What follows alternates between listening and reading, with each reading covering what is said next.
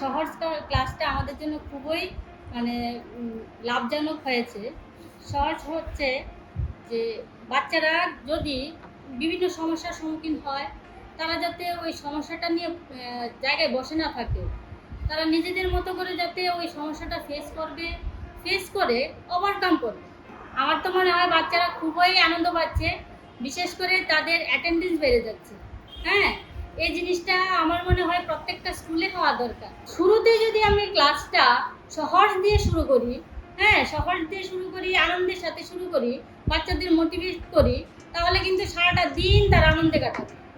সহজটা আমি লাস্টের দিকে করলে হবে না। বাচ্চাদের করতে হবে কি, মজাটা দিতে হবে, তার মনের থেকে ভয়টা দূর করতে হবে যে আমি তোমাদের এই গ্রুপ। জিনিসটা থেকে আমি এটাই শিখলাম যে দিনের শুরুটা তাদের মোটিভেট করতে হবে। শিক্ষকদের হাতেই সব থাকে। আপনি চাইলে একটা বাচ্চাকে ডাল করতে পারেন, একটা বাচ্চার ফিউচার আপনি ব্রাইট করতে পারেন, সবটাই আমাদের হাতেই আছে।